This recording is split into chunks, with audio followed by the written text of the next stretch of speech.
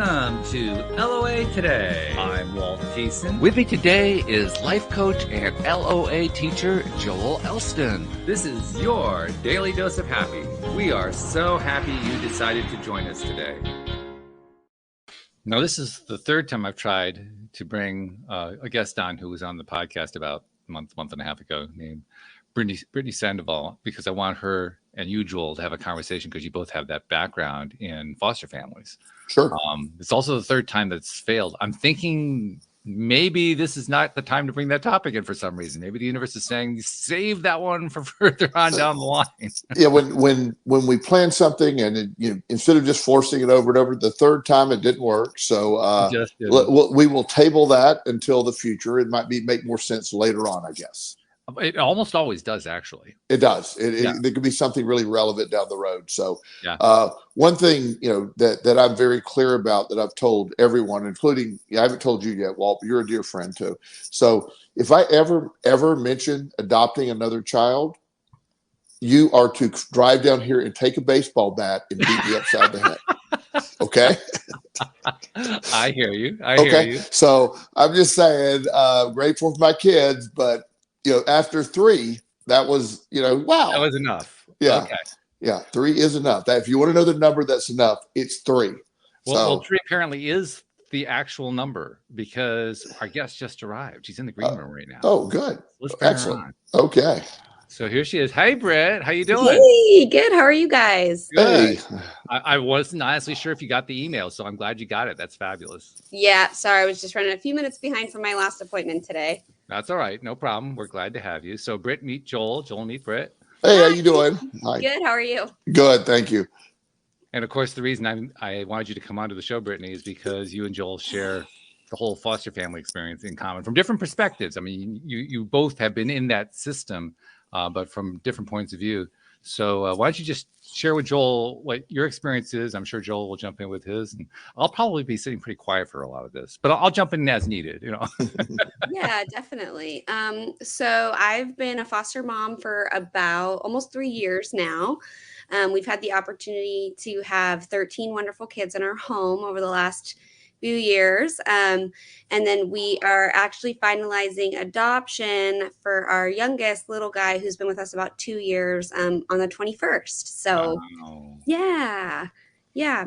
definitely not, we didn't ever get into fostering to adopt. We got into just foster and have a safe home for kiddos.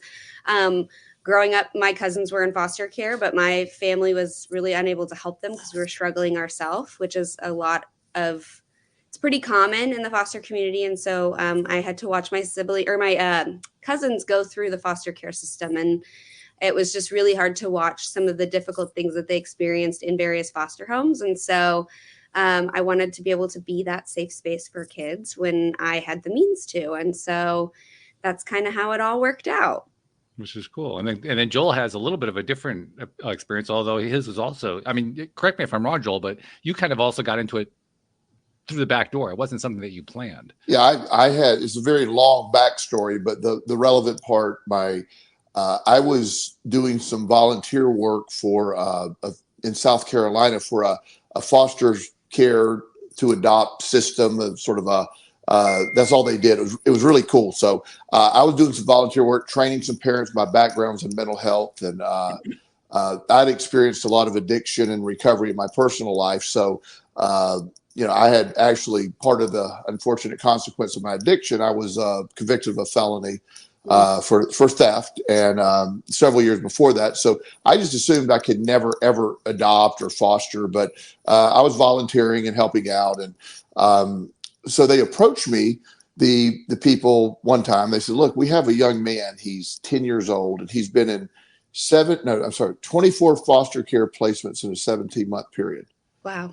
And they said, we're not being dramatic, but tomorrow he's heading to the state hospital at 11, and state hospital, you don't get out, kind of thing. It's once you're in, you're run for life. And so they just approached me and said, would you consider foster care? And I'm like, okay, single male convicted felon. I'm not high on the list of people that they go, you're sort of the person of last resort, and we could get waivers for all that. You know, my crime was not against any children, obviously. Right. And I had turned my life around drastically at that point. I hadn't been practicing addiction for a long, long time at that point.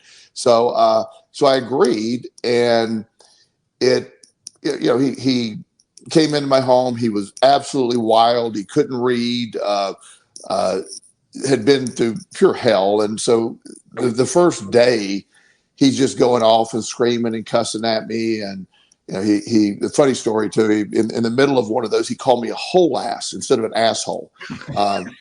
Which if you knew me at all, I mean, I laugh at, I'm a humor guy. So, after his 15-minute rant, he basically said, he goes, "I guess you want me to get my shit and get out of your house too." And I go, "No, but when you get home, I want to teach you how to cuss properly, because none of that shit made sense." And so it was like that moment he sort of looked at me like, "Can you say that?" And I'm like, "Yeah, I can say." So anyway, I got very fortunate. I don't take anything personally.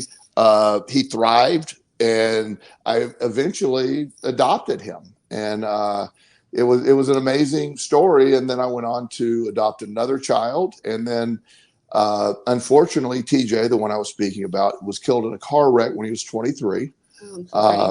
Yeah, and that was just horrible. He'd done so well with his life, and it just made no sense. And a few years after his death, I mean, at how old was I? Well, 58. They approached me to do it foster care one more time, and I adopted that child. And he's Justin. He's with me now. He adopted him at 11. He's 18 now, and he's your normal crazy 18-year-old kid. So we're a little different approach of how we got there, but it was certainly something. And I've become a major advocate for kids in foster care once I understood how screwed up the system was. That these children are on. I do pro bono work with foster care kids in my life coaching business, just because they usually, and this sounds elitist, and I apologize if it does, they usually end up with the worst therapist, because they only take the basic Medicaid. And so these therapists that couldn't get a job anywhere else are the ones dealing with these kids, and they just the psychiatrists that end up with them, they just prescribe ridiculous amounts of medication. I mean, malpractice amounts of medication. And so I realized these kids, they don't have an advocate. They're silently suffering. They're sitting back there.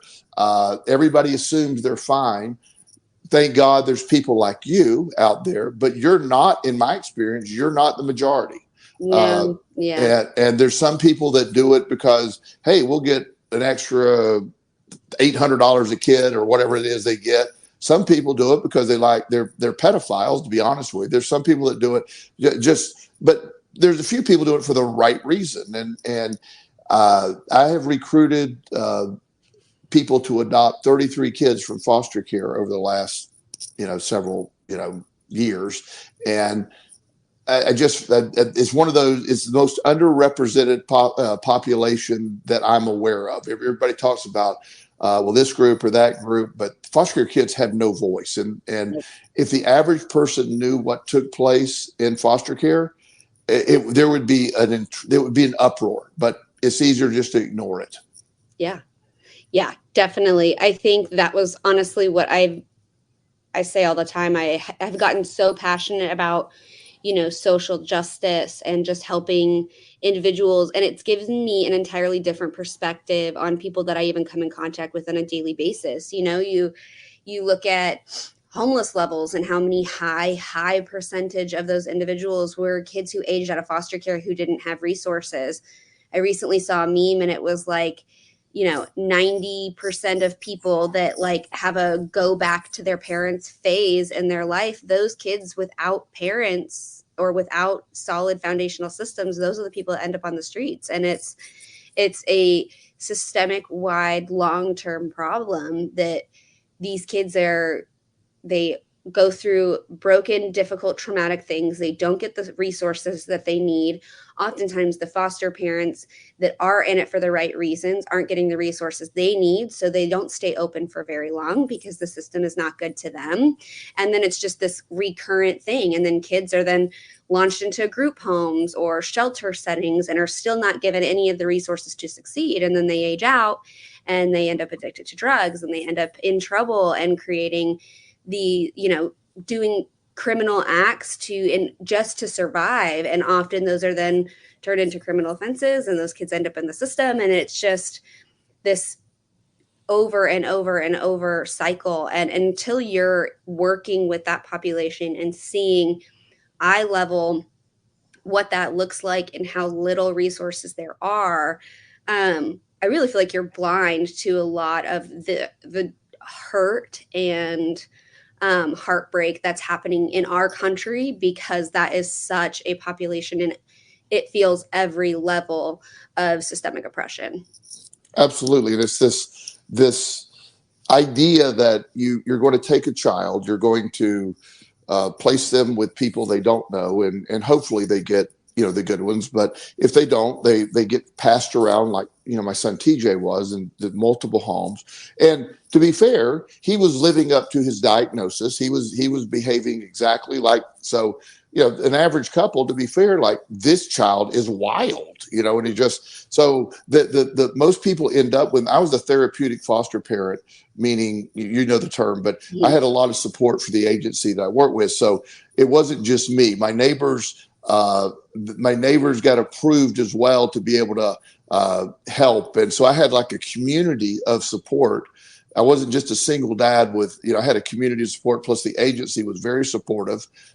They would help with doctor's appointments and all that. So I had a team of people and it was still very hard. And so somebody that goes, at least I'm in Virginia. So in our state, if you go through a therapeutic foster placement, there's a lot more support than going straight through the state where you basically get zero support. Our foster care workers, I assume most of them are good people. I know one lady said she has 63 kids on her caseload, and she's required to make a face-to-face visit with each kid and do reports and do all that stuff with each of them. And she said, that's more than 2 a day if I'm not working every day. It's just, and having to do it. It's just an absurd amount of work for the poor caseworkers. So the system itself is there. So that, so I tend to take on underdog cases anyway. So I'm a big advocate for our kids and just the average foster care kid is on something like 6 medications.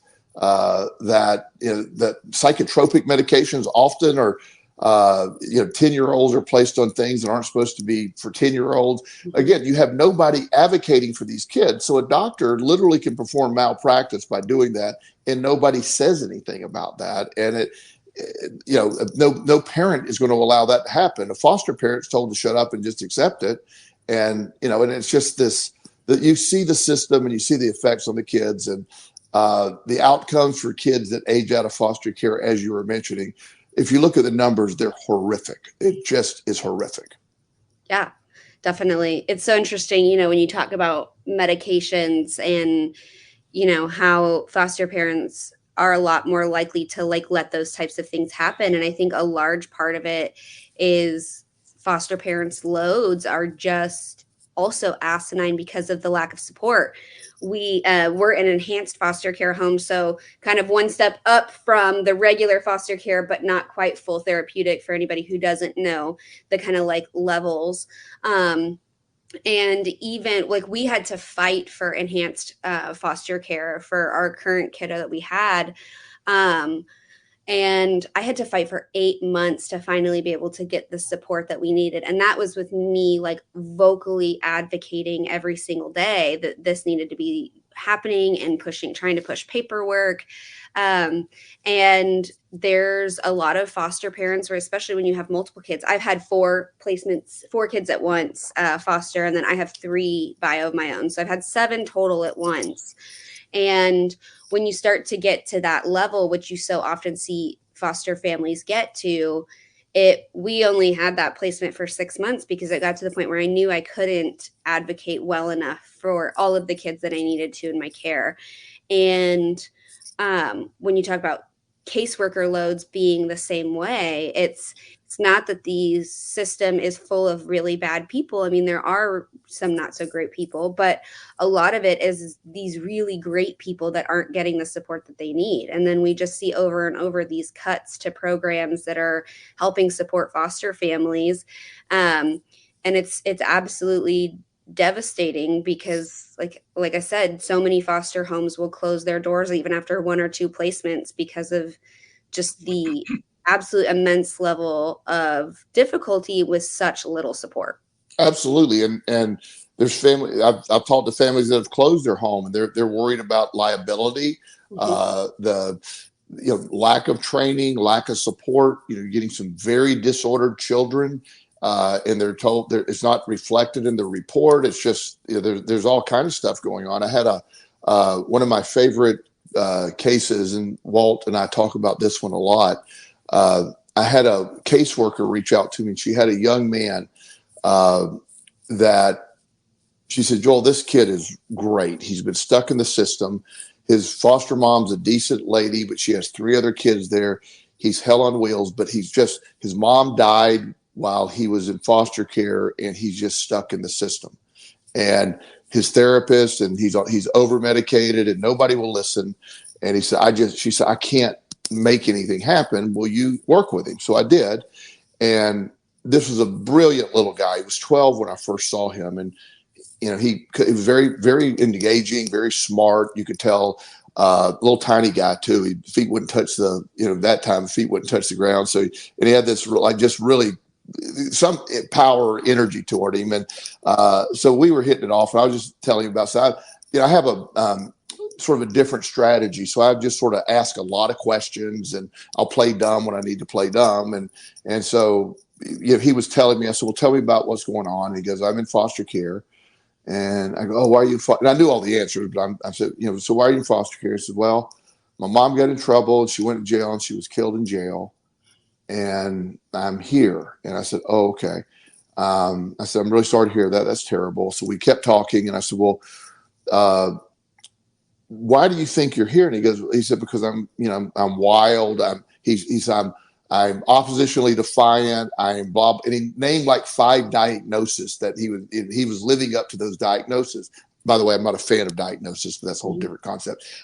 So as we were doing this, we were going through it. I said, okay, so you're depressed. I said, what does that mean? Again, I'm asking the question. He said, well, they say I have like a brain deficiency or something, and I take medication. He said, I take Prozac.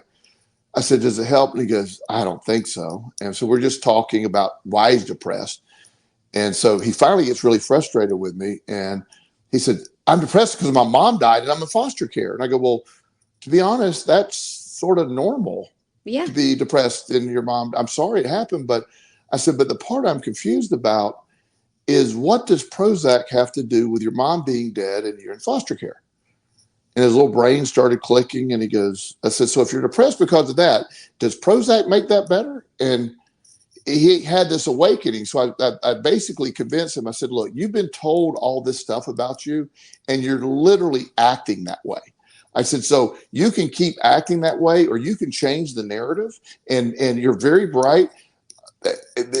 Something clicked in him. And he went back home, and he apologized to his foster mom. And he told this hilarious. She called me, and he said he's told her, I'm no longer oppositionally defiant. And so he just changed his whole demeanor. He went to school the next day, asked the teacher if he could move to the front of the class because he apologized for being disruptive. And he literally changed his perspective overnight. He asked me to go to a psychiatrist appointment with him, and he literally fired his psychiatrist after his psychiatrist couldn't explain why he was on 6 different medications, and none of them addressed why he was in foster care.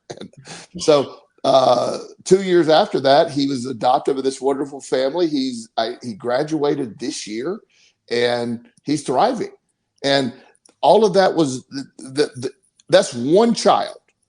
And what he believed about himself was, every time he would get upset, they gave him another medication instead of saying, buddy, you should be crying anyway. You should be crying. Your mom died. You're in foster care. We love you. We want to, but nobody ever did that. They said he just needs more medication. And every diagnosis he had, he was oppositionally defiant, but not in a clinical sense. He was oppositionally defiant because he believed that was what he's supposed to be. That's what he was.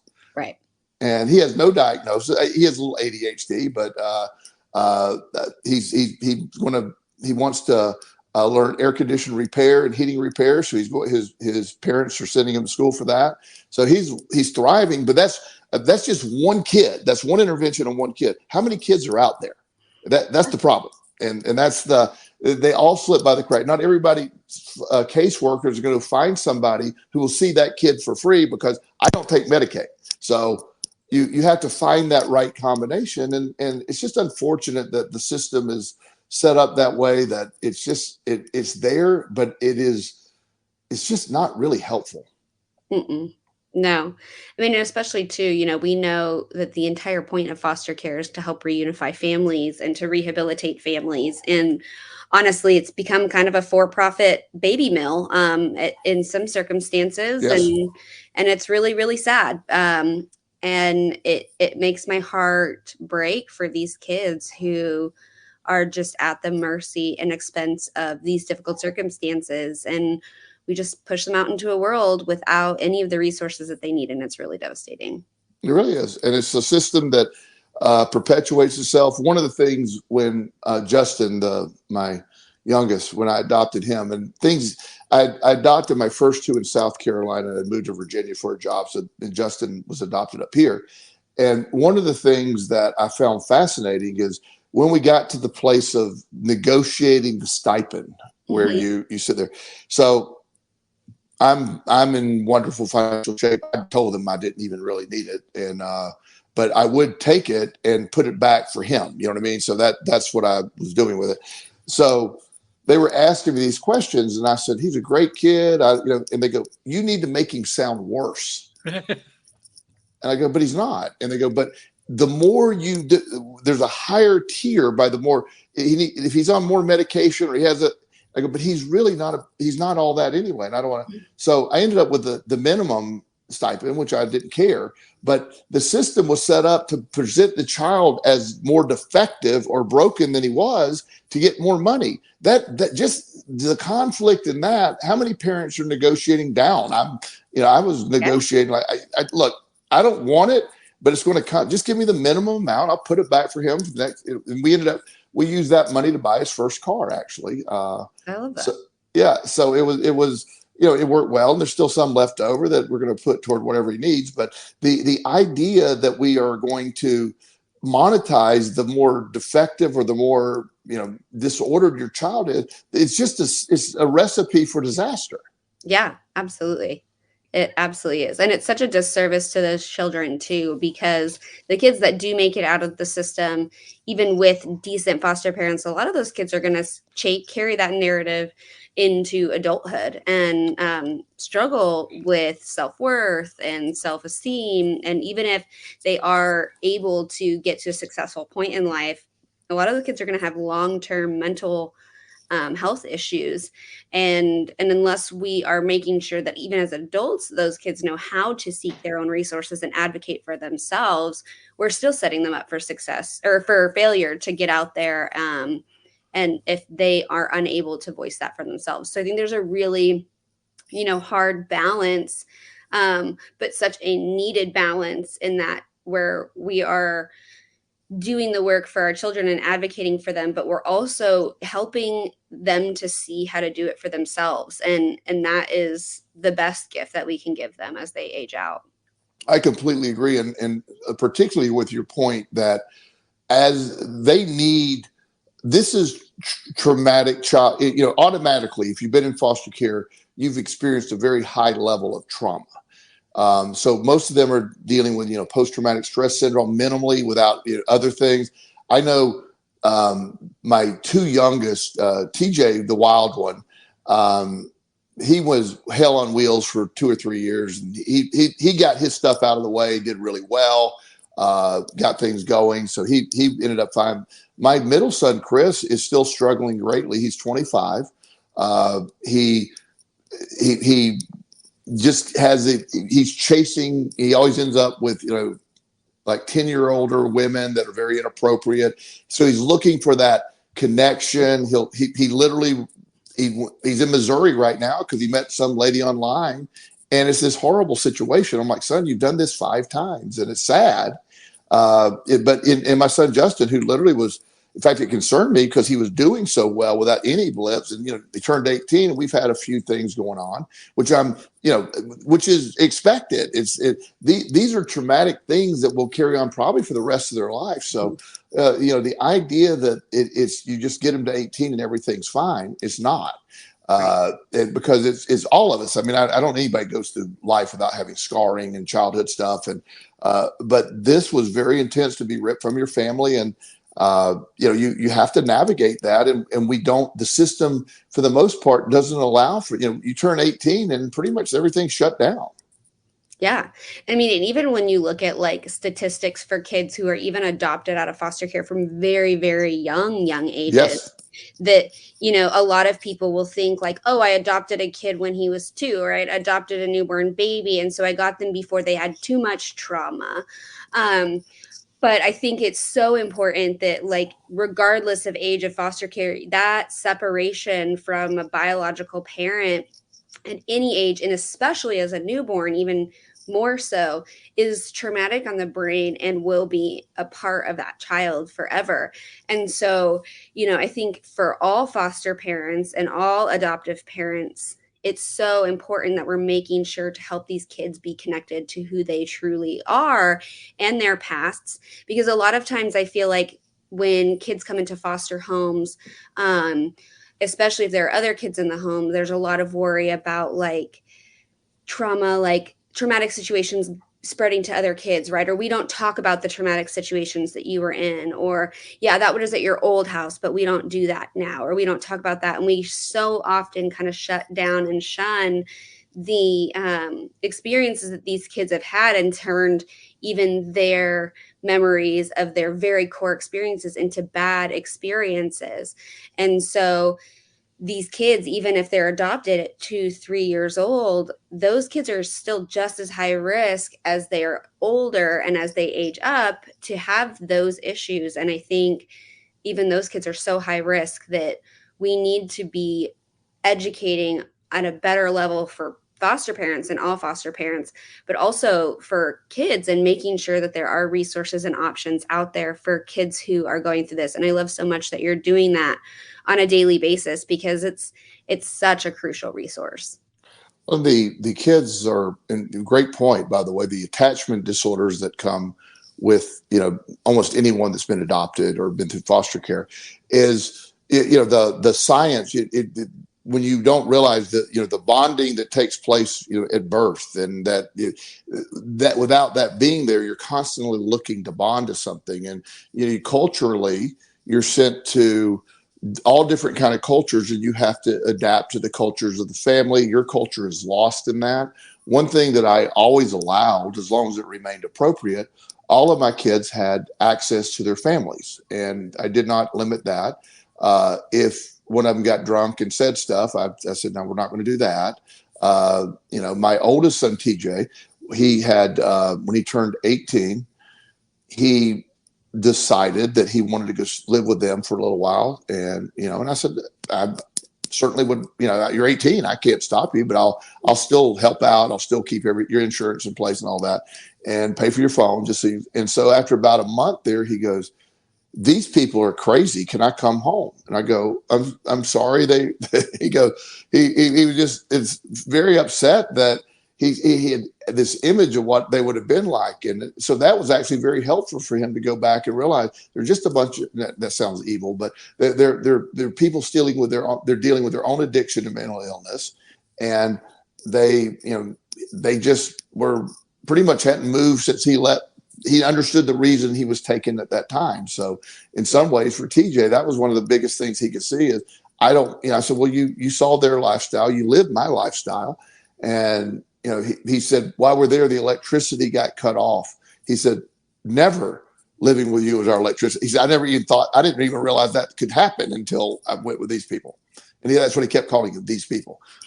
So he's just, you're right. And that when people don't understand, you could adopt a 1 month old baby and assume none of that's there, but just it's there. And I see families a lot. I work with a lot of families that adopt kids, especially and I know this even gets into a deeper realm, but there's a lot of babies adopted from Russia several years ago, and they are, wow. I mean, they have way off the chart, and most of them, they end up in institutions, and it's just this because of the severe like reactive attachment. Yes. It's really it's mind blowing. And I think that was something like we got our son a month before he turned 2, and so like we've gotten multiple comments about like, oh, you're so lucky you got him before all the real like trauma. And I'm like, oh no. No. And I'm like, it's difficult because we're dealing with trauma with a child that can't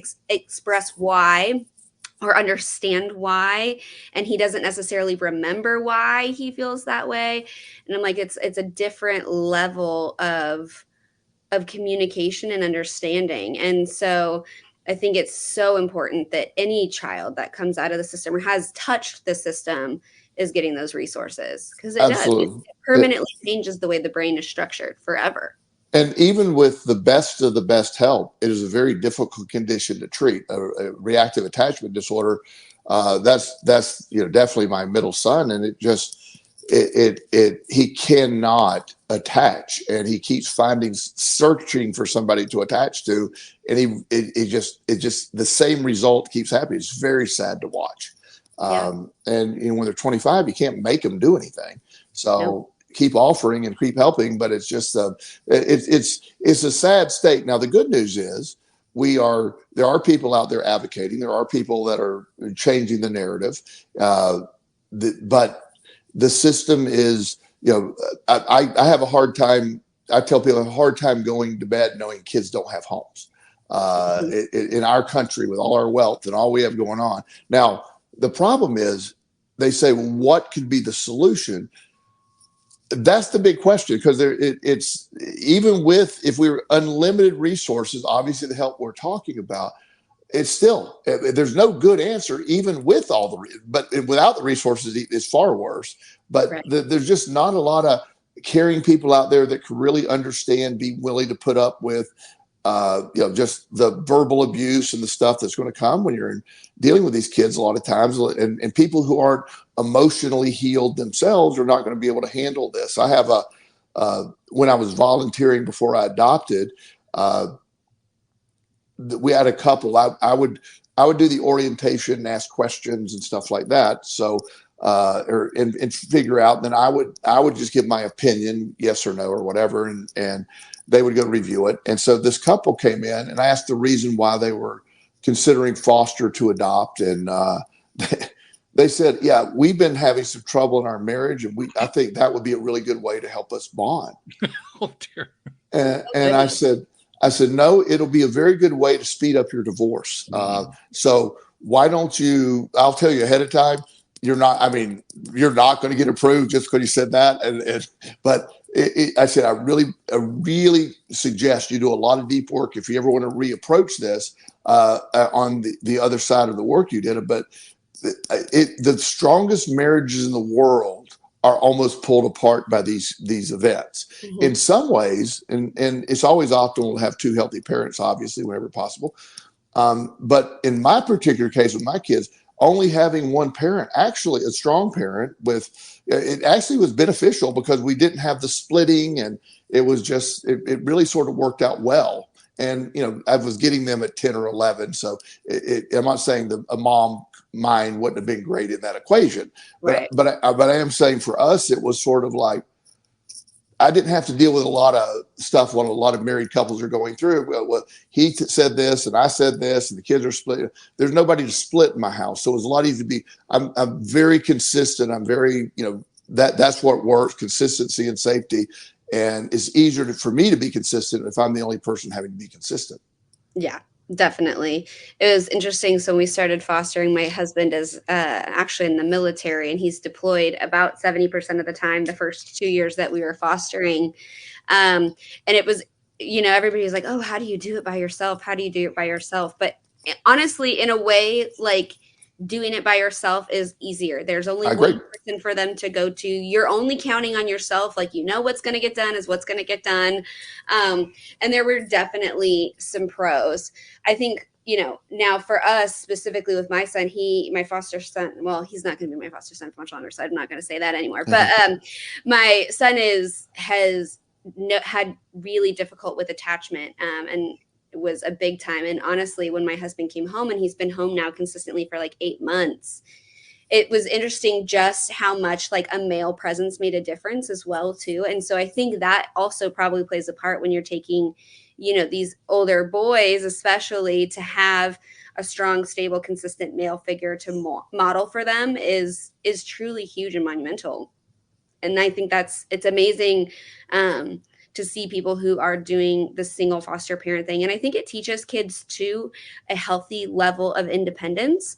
I find that like a lot of these kids in foster homes, they come from really unhealthy codependent type relationships, really toxic relationships, whether that's because of addiction or just domestic abuse. But there's usually a really unhealthy level of codependency and toxicity in the relationships. And when we're teaching these kids that as an independent and single adult, I can find my happiness and my fulfillment in myself, and I don't need validation from external circumstances because I am happy with who I am by myself, and I don't need that validation. I think it's such a crucial skill that we're teaching kids, and something that we really need to be teaching kids in foster care because they didn't get that model of what a healthy relationship looks like. Yes, and that's and that's a bigger concept for all children, actually. In today's world, and but foster care kids, there's another side to them that I admire so much. They're incredibly resilient, especially when you report. I point that out. Look what you've gone through. Look, and I'm a very pro. Growth mindset. A point out to them like, look, there's nobody your age at your school that has been through what you've been through. Look what you've done with all this. And I point out the resilience model. I point out and just that works a lot of times. That helps a lot with. I really admire you as a person because a lot of people can't handle it. Look what you're doing, and you're like that young man I was talking about when he turned his grades around. He turned his behavior literally overnight, basically.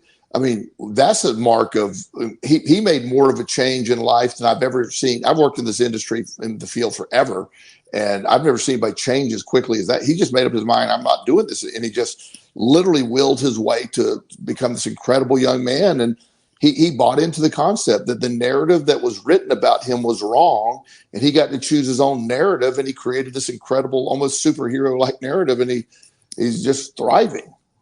Yeah. So that's actually, so I had talked to Walt about this a little bit last time, but this is what I do now. I'm actually a public speaker, and I talk to audiences in various ways, from students all the way up to young adults and professionals, about I call it the 4 A's to unlocking abundance, but it's essentially all of that. It's learning how to kind of reconnect with ourselves and learn those parts of us, but also accept those parts of ourselves, and understanding that those are pieces of ourselves that will always be there, but then learning tools to help us navigate and align our action with what we want. And it's not necessarily dismissing or pretending that those difficult things didn't happen to us, or dismissing or pretending that those didn't impact us. But unless we're able to really kind of connect and, see how that impacts our actions, are we able to switch and change that narrative in our head into an authentic and living in our authenticity of who we truly are, and not what society has told us of. And it's so amazing. I talk about this with foster kids, and ultimately my book, I'm writing a book right now. It's actually 3. I'm writing one that teaches just adults how to kind of go through this by themselves, because in the multiple last generations, connection with emotion and understanding how to process our own emotion, or even being allowed to feel emotion was not really acceptable. And so a lot of us as parents, foster parents, bio parents, leaders at work, we're getting into these type of leadership type roles, and we're not even able to connect to our needs. So we're unable to connect to the people we're managing, whether that's our children or our teams at work or whatnot. And so the books are that. And then one I'm writing is for reparenting yourself and kind of reparenting your inner child while you're parenting. And then I'm working on one that's a workbook type version for teens, teaching them these basic steps and tools that, and I would love to turn it into like a nonprofit and get it into shelters and teen group homes, specifically where these kids who have been through difficult circumstances and need these tools, but maybe don't have access to somebody stable and able to teach them this in real life, just to give them a footing off, to at least they have something in their hands that they can start to build this relationship with themselves and this. Can you hear me, Walt? Yeah. Okay, well, apparently she froze up, but she'll be back in a second. These things normally pop right back. But I want to continue. What she's speaking about is amazing stuff, because the reframing, the reprogramming of this internal dialogue, seeing things differently, just it's such an amazing concept what she's presenting, because often the people that are here to be in control, so to speak, that are in charge, are the ones that are not healed themselves. So, I mean, it's a really good point she made, that a lot of these things in my head. that was at the end, as it was trying to connect and gave up. Yeah, so she'll be back. But it's such a difficult world that these kids live in. So, but changing the narrative for them, helping them see their strength. And are you back? I'm back. Sorry, that was super weird. It was very weird, because you went into this almost Matrix type. It was very odd, but you're here, so I love what you were saying. Joel actually finished off your point beautifully, but you feel free to expand on it. Yeah, no, I was just saying, we can be aware of all of these parts of ourselves all day, but if you are aware of them as being a difficult part of you or a burden to others, because that's what you've told those parts of you are for so long, unless you're able to really look at those parts of you and say, like, no, actually that's not who I am, and that maybe is an action that I'm taking because it's a habit and not because it's actually how I feel, you can then start to really change that mindset. And I think if we're just able to get people of all areas to be able to kind of start to embrace and accept those parts of themselves and live in their authenticity and take action based on how they truly feel and meeting their needs, we really do set people up for a lifetime of success for that way, Completely agree. I have, when I was younger, they didn't have a diagnosis of ADHD. As Walt will point out, I am probably the king of ADHD. So, you look up ADHD in the manual, right? The DMV manual, and Joel's picture's right there. Yeah. So I struggled in school. They kept telling me how smart I was, but clearly they kept telling me I'm lazy and unmotivated, and they gave me all that dialogue. And somewhere and I did hate school, and it was terrible, because everything they were saying, well, you're not wrong. But it was nobody had ever realized that, my brain cannot, especially during the teen years, I couldn't focus. I had the attention span of a gnat, it was just this, there was just nothing I could, stick with. And along the way, none of this was taught to me. But along the way, as my prefrontal cortex fully developed, which for males can be as late as 30. But as it started to develop, I realized, wait a minute, I learned differently. And so I really understood how my brain worked. And now I really am an advocate for looking at your ADHD as used properly. It's a superior brain. It is. I went and got a doctorate in metaphysics at really bad in school, and there's not a lot harder than doctors and doctorate in metaphysics, So it was this amazing discovery that my brain was there was never a deficiency. In fact, I don't believe in attention deficit disorder does it. We have an abundance of attention. That's the problem. We can't control it. You take one of my 13-year-old guys and one of my clients with ADHD, he can play Fortnite for 7 straight days if you let him, and not get up and take a shower or pee. He could, but asking him to read some little piece of literature oh my God, I can't.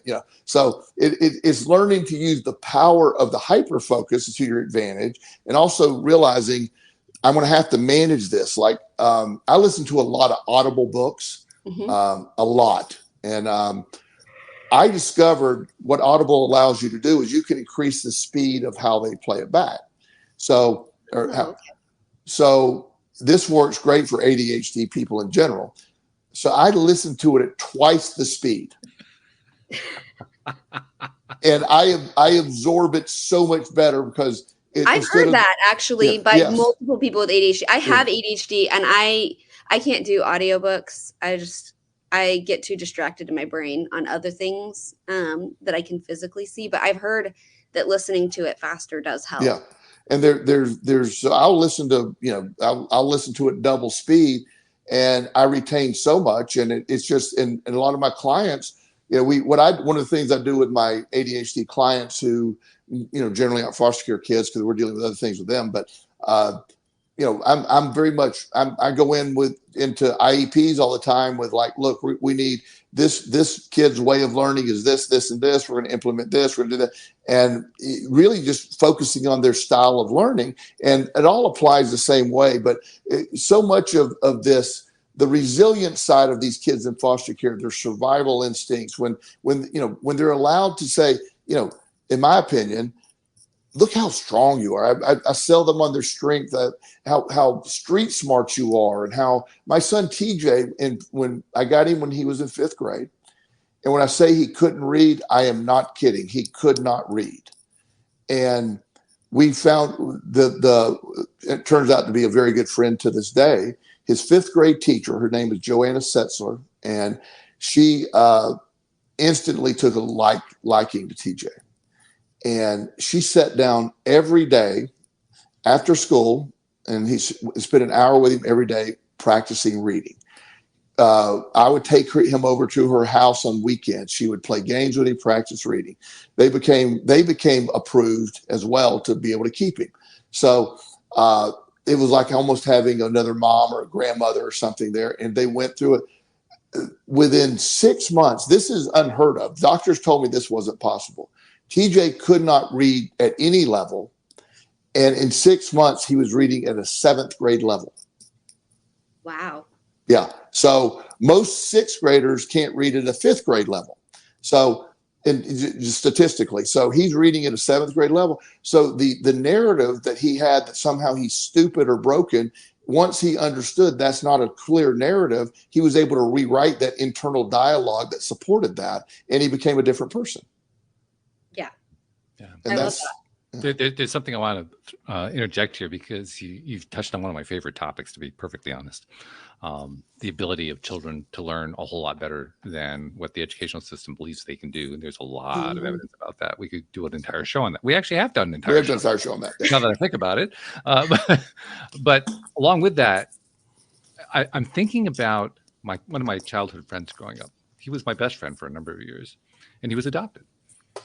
And as you guys were describing earlier, you were discussing the attachment issues. I felt like I was hearing about him and understanding him for the first time.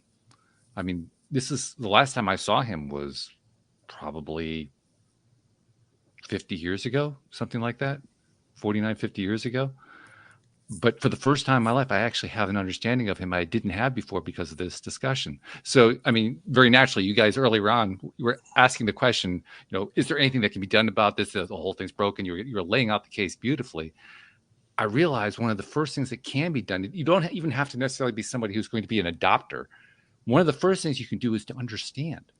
Because chances are everybody listening to this podcast, most people in the world know somebody at some fairly important level who's either been in foster care or adopted that they didn't understand. This helps people to understand. Understanding is probably one of the most important first steps we can take. It is a crucial first step because it begins pre-action, understanding, the stages of change. It's a concept. This is sort of the contemplative. I'm understanding now, and so we'll be able to, and that's why what I love what you're doing, educating people, explaining that in your speaking, because that's such a need, because the average person has no idea this is going on. As we were saying earlier, most people have, oh, you were adopted when you were 1, so you shouldn't feel that way, but yet they do. So it's this idea, and I'm also, for all my people, no matter where they're from or what their thing is, the most important thing in my belief system is the internal dialogue we have with ourselves on a daily basis, and most of us go through during my addictive time, when I lost everything and went to jail and did all that, my inner dialogue was evil. It was bad. It was, I was useless, and I had this, and my results matched that dialogue in life. And when I discovered the law of attraction, which is how Walt and I got connected and how that sort of works, I really work on people's internal dialogue, that inner monologue, where you're just simply reframing every time you have that negative thought. And foster care kids have the worst internal dialogue you could ever possibly imagine. So that's one of the first things I start working on, is every cell in your body is listening to what you're thinking and feeling. And so the idea that we got to intervene on that. And there's I've seen miracles happen by just reframing, rechanging that dialogue. And it does it, since it's stored in the subconscious brain, you don't have direct access to it. You can't stop the thoughts for a while, but repetitive change and stopping it and reframing eventually makes you, I have a very positive internal dialogue now. It's not it's a law of attraction dialogue, and that it's reflected in every aspect of my life: perfect health, great abundance. I love my life, and that's not something I do to sell my life coaching business. This is something that really changed everything for me. So that's why I always like to bring that concept to my kids, everybody I work with. And when you're living in all of this negativity, and that's all you can attract, and that's why they keep generationally redoing these same things. And so you got to break that. So I love where you're going with all this. I'm glad. I can't wait to read your books. Right. And by the way, I want to interject one thing here too, for people who are new listeners, maybe haven't been listening for the longest time. When Joel says that he's not trying to promote his business, trust me when I say he has no need to. It's actually more a question of how many people can he keep out because they're just pounding on the door. It's that kind of a business that he has. So he's not being immodest there. He's just saying, I really don't need this. No, it's what I believe. It's what. So a lot of people say, well, I've heard people say, well, you're not really that positive in real life. I really work. I am. I'm not perfect. I have negative thoughts like every human being, but I reframe them instantly. I do a checklist of, if I don't leave the house without adjusting my mindset. So it's what I practice in my life. It's not part of my sales pitch of, hey, come work with me in life coaching. It's that I don't do that anymore. So yeah, no, I developed when you say that, I just got to interject. When you say that, I laugh inside because I know how absurd it is. yeah. So that's what works. So, but again, you're that's why I love what you're doing. It's so incredible. Well, thanks so much. I really appreciate it. I say so often that, like, when we look at studies that are done on self-worth, we actually start to see that infants have started to develop self-worth within the first 7 months of age, and specifically for kiddos in the foster system. But honestly, like, as a bio mom myself, who struggled with severe postpartum anxiety and depression, those circumstances in those first few months can start to build a habit in your brain of, like, my needs aren't being met as a baby. Is you're crying and your parents are coming. But then too, if they're not taking delight in those actions, if you're crying and your parent comes in and throws a passy or a bottle at you, instead of picking you up and coddling and giving you your bottle, that sets the foundation. And then every time and every experience that you have after that, where you're not told that you're good enough, or it's literally like a brick on this wall where we're just kind of building this entire building of what we are thought we have been told that we should be our whole lives. And when we really start to work at those, it's taking brick by brick. It's not going to be an instant shift. You have to take around the whole house, rebuild your whole foundation and start from the bottom. And it's a lot of work, and it's hard work. And, the younger that we can get to these kids, the more that we can teach people, even as adults, to understand, even just understanding this concept that we as humans are having to deconstruct our whole homes that we've built of who we've said that we are, in order to build something new and beautiful. It's a process, but it also gives you a different empathy for other humans, because when you can start to look at your experiences and ways that other people's actions have impacted you, but you can kind of look at it from a different angle of, like they might have been going through a lot too. You can kind of start to give yourself a different level of empathy and grace in every day that we do. And we can look back at our actions and say, you know what? I really screwed up. I made a bad choice, but I did the best with what I could at the time. And now I'm going to make a change for the next bigger or better thing.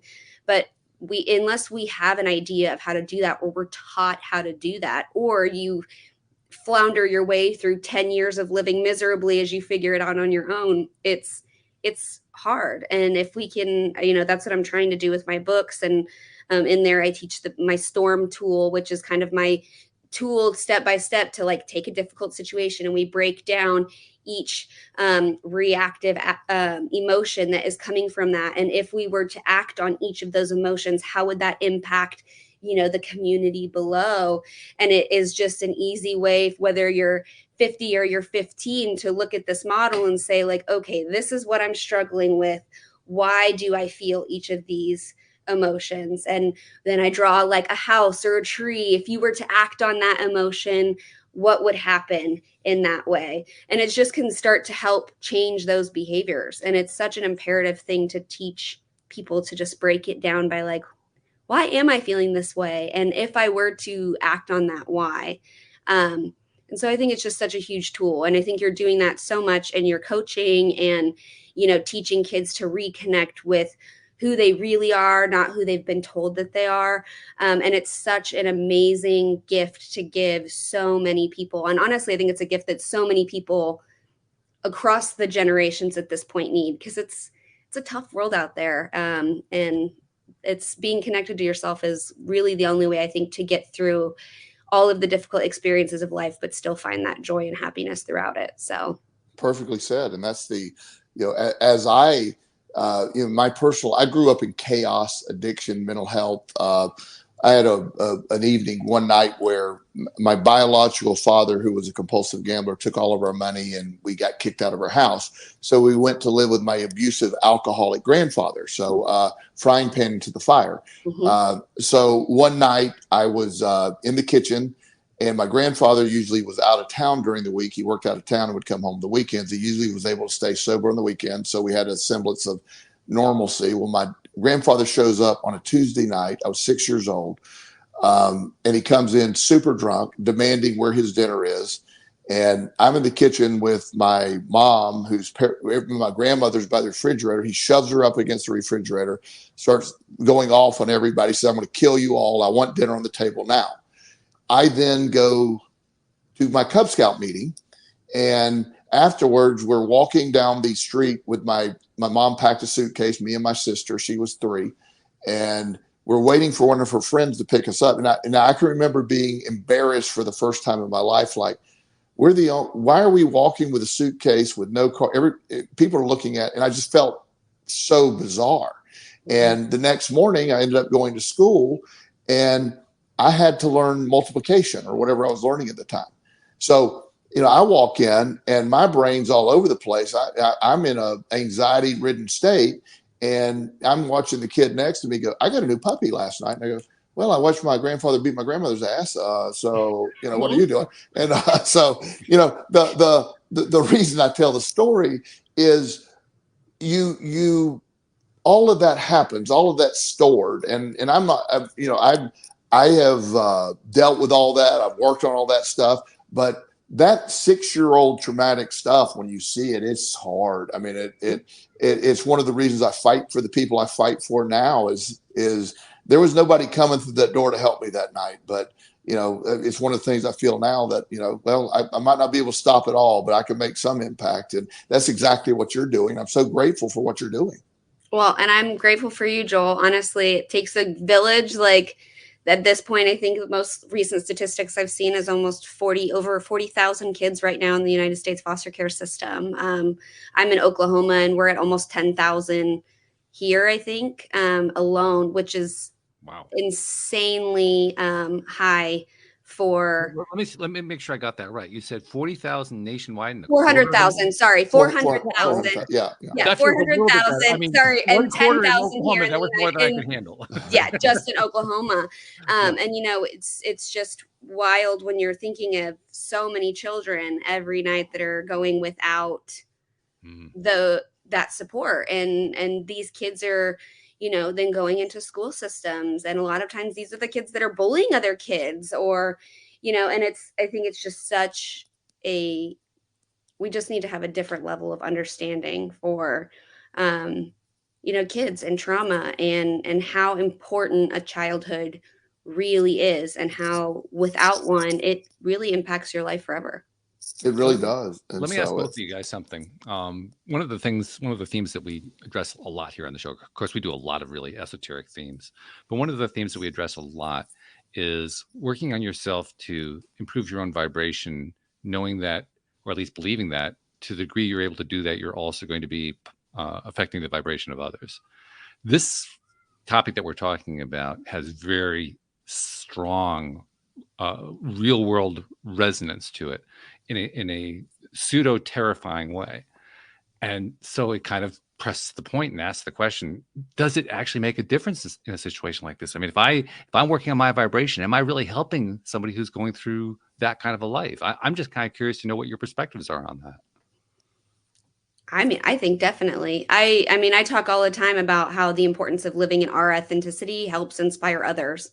And I think that specifically falls on that, that vibrations level, when you're connected to yourself and you are showing people what that looks like and living in that looks like, and what happiness and true contentment and gratitude for where you are in your life, people will be like, gosh, you've been through so much. You've been through so many hard things. And like, you always just take it so well. And I'm like, no, but I know how to process it. And I know how to be intentional about the action that I take, maybe in a circumstance that I can't control. And so when you become that like beacon of light, for other people, you become an inspiration for others. And whether that's you directly teaching them or people just watching you go through that. But specifically when you're putting yourself out there in vulnerable populations on purpose, I think that's really the biggest way that we can help, is by helping those at the very bottom reach, the same starting line as everybody else. And I think that's the biggest thing that we can do, especially in the way that our world is right now. We may not have a lot of, control, but we can maximize our impact, and we can level up our leverage by living in that authenticity. And that's what I speak on. And I genuinely believe it works. I mimic exactly what she's saying. And I believe when I go into a room, I believe my energy can influence a room. I think we bring that with us. I had a client tell his mom, like, she texted me afterwards. So he's been dealing with some depression and stuff. His dad had passed away. And so we had a really good session, really upbeat. It was really sad to start, but so he told his mom, she goes, man, you seem in a lot better mood. And he goes, it's really hard to be depressed around Joel. He said, he won't let me be depressed. so you raise that energy. So it is everything we do. It's not just what you're saying, but it's your energy itself that influences you. That we do influence a room when we walk in. The deal is, how do we influence it? And my goal is to raise the level of the room when I go in there, and it's something that it's intoxicating. It's a wonderful feeling. And when somebody feels that, you're giving them hey, I'll teach you how to do that. And that's Well, and I mean, really, I think we've all known those people, right? Like, I think that everybody in your life, whether you're, I mean, for me, it was like my second grade teacher that like I can vividly remember, who I just know was always a safe, loving, acceptable human who just cared about everybody. And she didn't show up any different than any other teacher that I had. She didn't have special assignments that were different than anybody else, but it was just the way that she was and the way that she loved people. And I think, if we teach people, and that literally all of us can be like that, if you step into that part of yourself, and then you truly do that. And I genuinely believe that's the only way that we're going to be able to see any change in the world as a whole, as if, we work together and we learn how to reconnect with ourselves, and in turn learn how to reconnect with humanity, and work together to change it. As usual, we fly through an hour, and then I say to myself, can we have another one, please? Because that's exactly what this conversation has done. But I'll tell you, the thing I love is the way we're tying it up here, because you hear the story that you guys, and you guys were basically telling the same story. It's like you were jumping in on each other's story without walking over each other, saying, okay, and here's another piece of it, and here's another piece, here's another horror, here's another. And to know that at the end of the day, the work that each one of us individually does on ourselves actually contributes to solving a problem like this, that's incentive for me. I think it's incentive for a lot of people. Just knowing you're doing work on yourself, and by doing that, you're helping people you don't even know who are going through hell you don't even know. That's like, talk about having hope. That's where I say that's huge hope. If that really happens, oh my God. I live it, see it, and live it every day. It does. Yeah. That's fabulous. I agree. Well, Britt, we're going to have you back again sometime, because this is just a mind-blowing conversation to hear you guys go. And it really was one where I sat back and I said, wow, this is great. It's like watching the ultimate prize fight between two people who aren't fighting. They're actually contributing to the same thing. This is amazing. But thank you much for joining us, and we'll definitely arrange to have you back sometime, and keep doing the work you're doing. It's really wonderful. Well, thank you guys so much. The second time I've come on the show, I've loved it, and always up for another run, because we always have such a great time. So. And thank you, Joel. As usual, you're being your usual Joelness, as the young man pointed out. It's impossible to be depressed around you. It just can't be done. You might be in the ADHD portion of the manual, but you're nowhere near the depression page. I can tell you that for sure. Yeah, that's true.